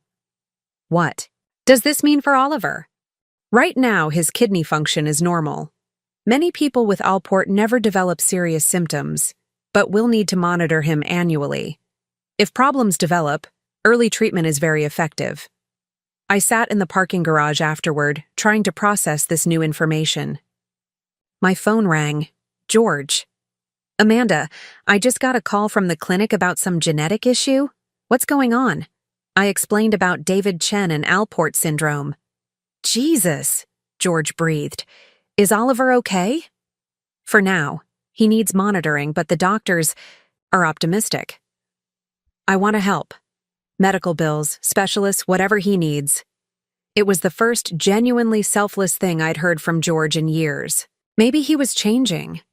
That weekend, I had coffee with David Chen and his wife, Jennifer. We debated whether to have children after my diagnosis, David admitted. But our doctor said with proper monitoring, most kids with Alport live completely normal lives.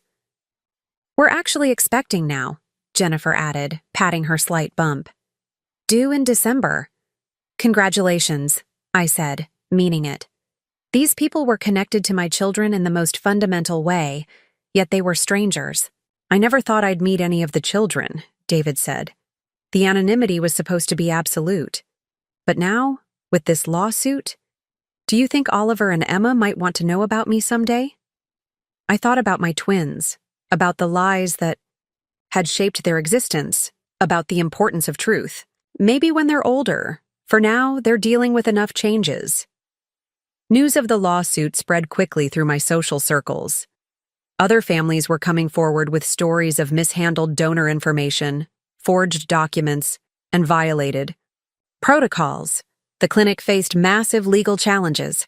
Alan accompanied me to several support group meetings for affected families. "This is bigger than just your case," he observed. "The entire industry needs better oversight." During one meeting, a woman named Rachel shared her story.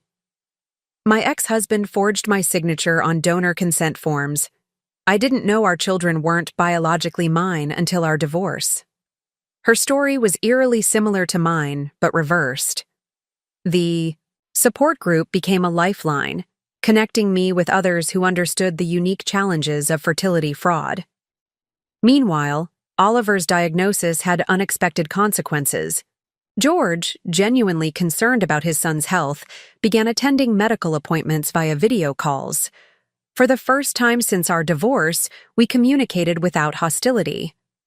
"I should have told you about my infertility," he said during one call. "All of this, it started with that lie." Yes, it did. I'm in therapy now. Real therapy. Not the fake psychiatrist I hired before. I'm trying to understand why I did what I did. That's good, George. The twins need you to be better. Our conversations became more productive. We coordinated on Oliver's care, discussed the twins' adjustment to San Francisco, even managed civility when talking about Alan's growing presence in their lives. The breakthrough came in August. During a supervised visit at Golden Gate Park, Emma fell and scraped her knee badly. George, instead of panicking or trying to handle it alone, immediately called me. "She needs you," he said simply. "Can you come?" When I arrived, George was applying pressure to the wound while Oliver held his sister's hand. For a moment, we were just two parents caring for our injured child. Later, as we sat in the ER waiting room, the scrape needed stitches, George spoke quietly. "I see why you're with Alan. He's good with them. Steady." He is. I wasn't. I was. So focused on maintaining an image that I forgot to be real with them. With you. You're learning. Too late for us, though. For us as a couple, yes. But not too late to be a better father. The nurse called Emma's name. As I stood to go with her, George touched my arm. "Amanda? Thank you for letting me learn." That evening, Alan made dinner while I tucked the twins into bed. "Daddy was different today," Emma observed. "Less pretendy." "People can change if they really want to," I said, smoothing her hair. "Like you changed?" "You smile more now." "Do I?" "Lots more, especially when Dr. Allen's around." After they were asleep, I found Alan in the kitchen, washing dishes. I wrapped my arms around him from behind. "Thank you," I murmured. "For what?" "For being real. For being steady. For helping us heal." He turned in my arms, soapy hands and all. "You're the one doing the healing. I'm just here for the journey." It's a long journey. The best ones usually are. As we stood in my small kitchen, I realized something profound. Healing wasn't about erasing the past, but about building something new from its lessons. George was learning to be honest. I was learning to trust. The twins were learning that families came in many forms. And somewhere in the city, David Chen and his pregnant wife were preparing for their own journey into parenthood, connected to us by invisible threads of DNA and shared experience. The past had brought us to this moment, but it no longer defined us. We were all, in our own ways, climbing toward something better. By October, life had settled into a new normal. Oliver's kidney function remained stable, with Dr. Kim optimistic about his prognosis. The twins had made friends at school, and Emma joined the junior chess club while Oliver discovered a passion for robotics. Alan and I had been dating for 6 months, a milestone I hadn't thought I'd reach again. He never pressured me for more. commitment than I was ready to give, but our relationship deepened naturally. The twins had started calling him Uncle Alan, which he accepted with gentle humor. "Uncle today? Perhaps something else tomorrow," he'd say, winking at me over their heads. George's transformation continued to surprise everyone. He attended therapy religiously, joined a support group for men who'd committed relationship fraud, and even testified in the case against the fertility clinic. "I want to make amends," he explained during one of our co-parenting meetings. "Not just to you and the twins, but to everyone affected by these deceptive practices." The class action lawsuit had grown to include over 50 families. My testimony about the forged psychiatric evaluation became a cornerstone of the case against the clinic's lack of oversight. In November, I received an unexpected call from Ginny Walker, formerly Ginny Matthews. She'd married Derek and moved to Portland with baby Sophie. "I wanted you to know we're doing well," she said. "Derek and I are in counseling, working through everything. And I wanted to thank you." "Thank you? For what?" "For exposing the truth. It hurt like hell at the time, but it forced us all to face reality. Sophie has an honest family now because of that night at the Sterling Room." Her words stayed with me. Truth, no matter how painful, created space for authentic relationships to grow. 2 weeks before Thanksgiving, Alan invited us to dinner at his house in Pacific Heights. I'd been there before, but tonight felt different. The twins were spending the weekend with George, his first unsupervised visit after completing court-mandated therapy. "I've been thinking," Alan said as we sat on his deck overlooking the bay, "about us, about the future." My heart quickened.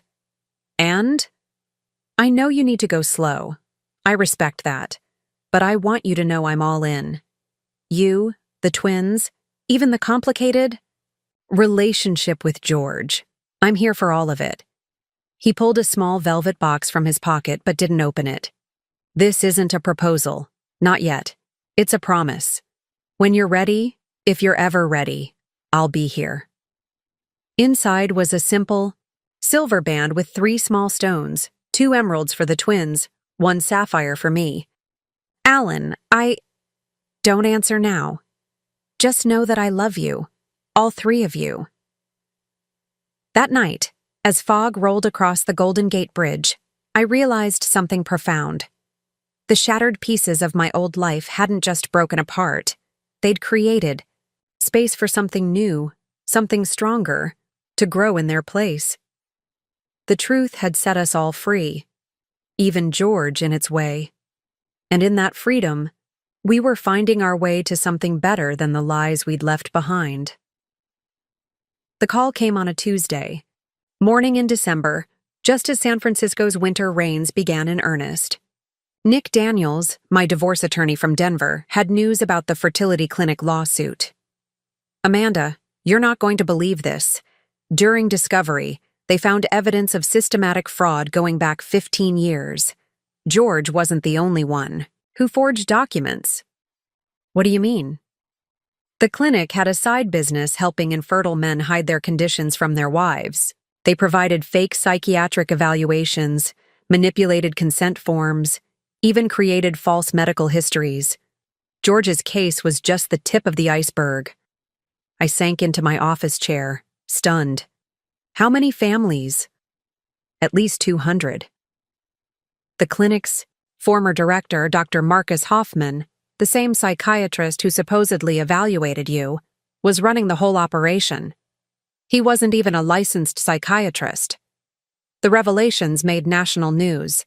The New York Times ran an expose. The fertility fraud epidemic, how one clinic deceived hundreds of families. George was interviewed extensively, his public confession becoming a catalyst for other men to come forward.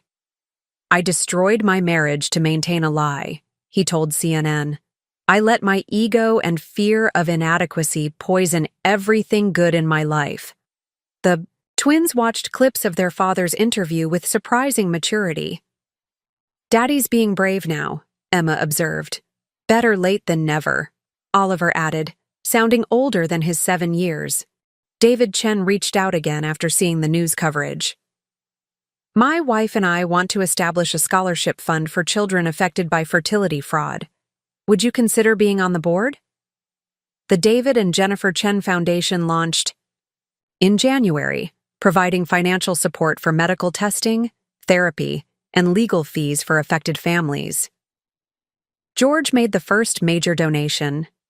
Meanwhile, Alan and I grew closer.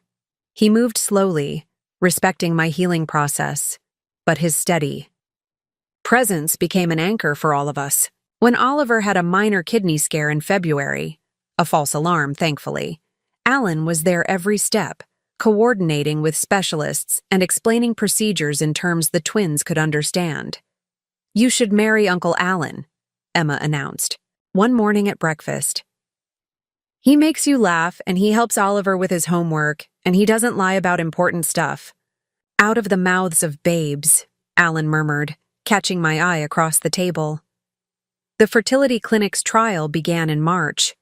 I testified for 3 hours, detailing the emotional and financial toll of George's deception enabled by the clinic's practices. Other women shared similar stories, years of unnecessary treatments, blamed for infertility that wasn't theirs, marriages destroyed by lies. Dr. Hoffman was eventually sentenced to 12 years in prison. The clinic was forced to pay $50 million in damages and lost its license permanently. Justice, Nick said when he called with the verdict. But it didn't feel like justice. It felt like truth finally catching up with lies. That night, as rain drummed against the windows, I found an email from George in my inbox. Amanda, today's verdict closed a chapter I should never have written. You deserved truth from day one. The twins deserved honesty about their origins. I'm grateful you found Alan, someone who gives you both.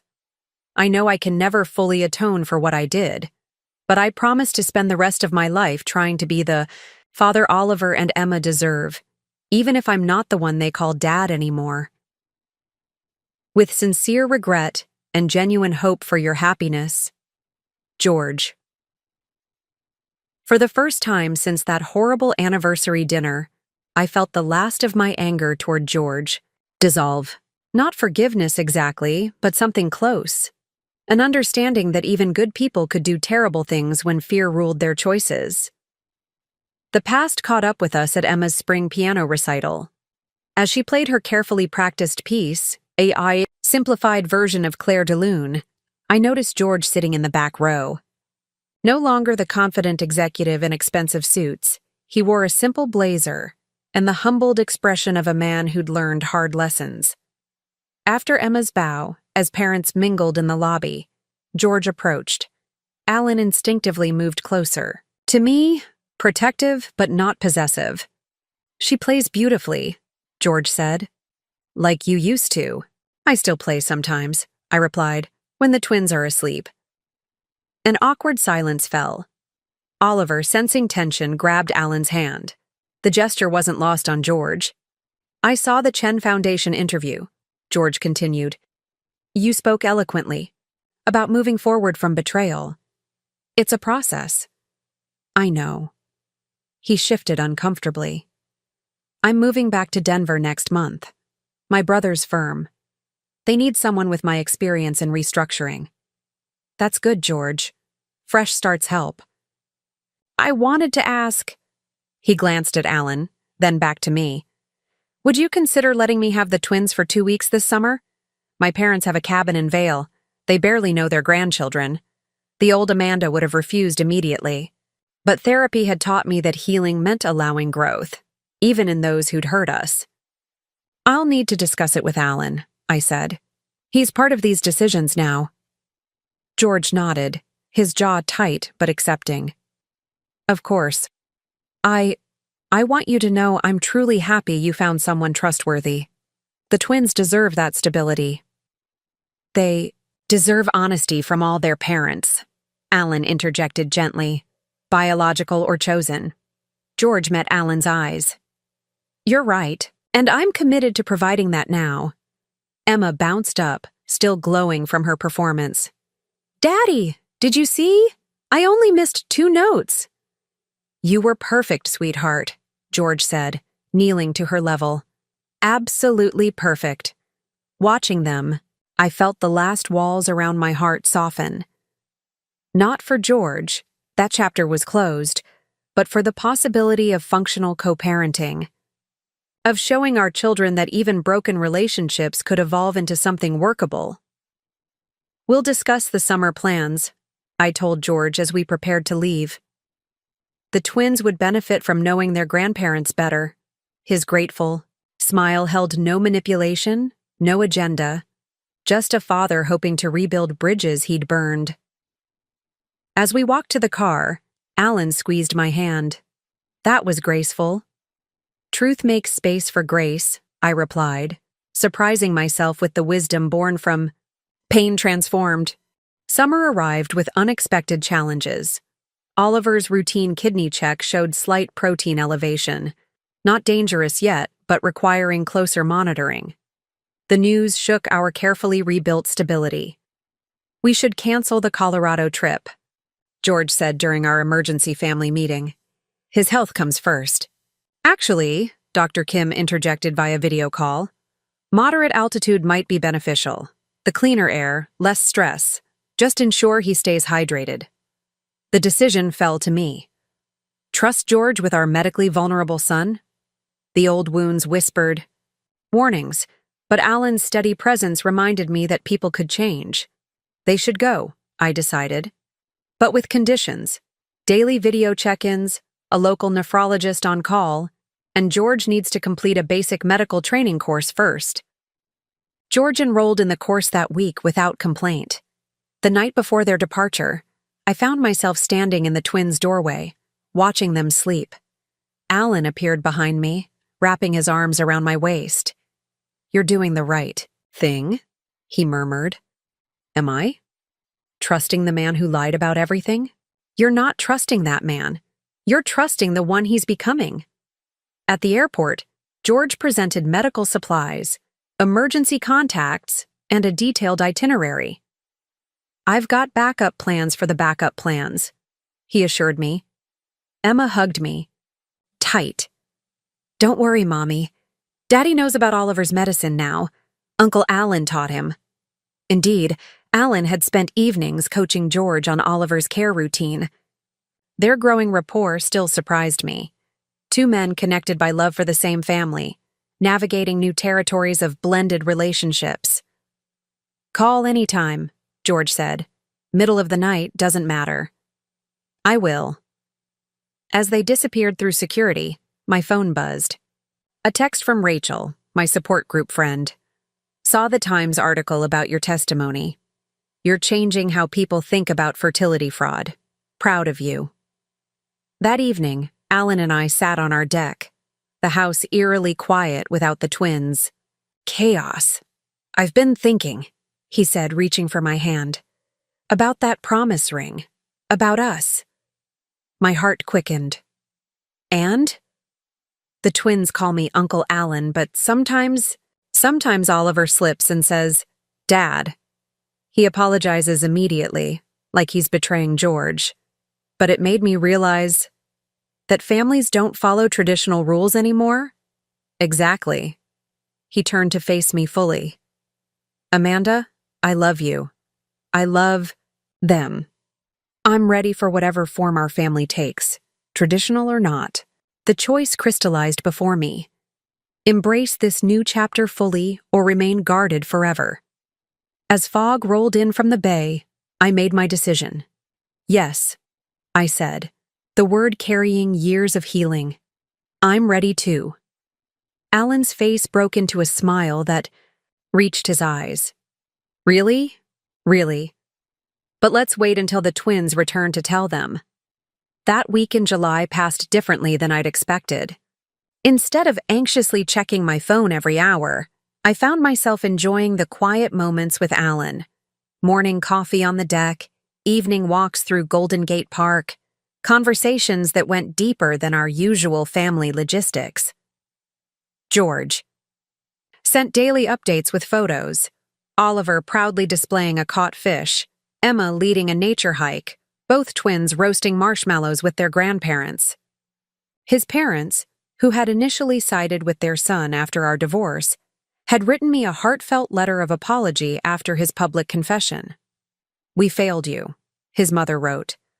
"We raised a son who could lie so completely, then supported him, blindly. Please forgive us for not seeing the truth sooner." On day 10, George called during breakfast. Oliver's latest test results came in. His levels are completely normal. The mountain air and rest seem to be helping. That's wonderful news. Amanda, thank you for trusting me with them. I know I haven't earned it yet. You're earning it. Now, George, that's what matters. After we hung up, Alan raised an eyebrow. You're different with him now. I realized something. Hating him was exhausting. This feels lighter. The twins returned, sun-kissed and full of stories. At dinner that night, we shared our news. Emma clapped her hands in delight while Oliver grinned. "Can we call you Dad?" "After the wedding?" Oliver asked Alan shyly. "Only if you want to," Alan replied. "You already have a dad who loves you." "We can have 2 dads," Emma declared with 7-year-old wisdom. "Lots of my friends do." That evening, I found an email from David Chen. "Amanda, our daughter was born last week. Healthy. No signs of Alport syndrome. We named her Grace. I wanted to thank you for your openness about our connected families. The foundation has helped. 47 families access genetic testing already. Your testimony helped create something positive from a painful situation. Would you be interested in speaking at our fundraising gala in September? Best, David."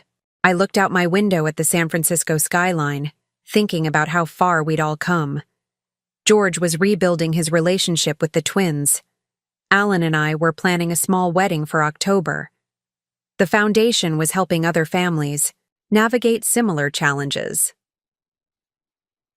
As I drafted my response to David, accepting his invitation, I realized something profound. Sometimes the most painful truths pave the way for the most authentic happiness. The lies that had shattered my life 2 years ago had ultimately led me here, to a place of genuine love, extended family, and purpose. The truth hadn't just set me free. It had given me a life more honest and rich than I'd ever imagined possible. My phone buzzed with a text from Alan. "Picking up takeout. Thai or Indian?" "Indian," I replied, then added, "I love you." His response came immediately. "I love you too. All of you." Outside my window, fog rolled across the bay, but inside, everything felt clear. The past was finally the past. The future stretched ahead, built on truth and trust, with all its imperfect, beautiful possibilities. The October wedding was intimate, just family and closest friends at a small vineyard in Napa Valley. Emma scattered rose petals while Oliver carried the rings. George attended with his parents, sitting in the back row, a gesture of respect that didn't go unnoticed. During the reception, he approached our table. "Congratulations to you both. Alan, you're getting an extraordinary family." "I know," Alan replied, shaking George's hand. "Thank you for being here." Later, I found George watching the twins dance with their new stepfather. "They're happy," he said quietly. "They are. You helped make that possible by being honest finally. Better late than never?" "Much better." 6 months later, at the Chen Foundation's annual gala, I stood before 300 people sharing our story. David and Jennifer Chen had raised over $2 million for families affected by fertility fraud. "The truth about our children's origins doesn't diminish our love for them," I said. "It enhances it. Every family here chose love over deception, authenticity over appearances." George, now serving on the foundation's advisory board, nodded from his seat. His testimony had helped pass new legislation requiring stricter oversight of fertility clinics. After my speech, a young woman approached. "Mrs. Jameson, I'm Sarah Mills. My husband has azoospermia, and we're considering donor sperm. Your story, it helped us decide to be honest from the start. That night, as Alan and I tucked the twins into bed, Emma said, "Mommy, is it okay that we have such a complicated family?" I smoothed her hair, thinking of George co-parenting from Denver, David Chen's growing involvement in our lives, the extended network of families connected by shared experiences. Sweetheart, the best families are often the most complicated. What matters is that everyone in it chooses truth and love. Oliver nodded sleepily. Like Dad says, we're not broken, just redesigned. Alan caught my eye over their heads, smiling at Oliver's casual use of Dad. We'd all been redesigned by Truth's fierce grace, and somehow that made us stronger than we'd ever been before. Up next, you've got 2 more standout stories right on your screen. If this one hit the mark, you won't want to pass these up. Just click and check them out. And don't forget to subscribe and turn on the notification bell so you don't miss any upload from us.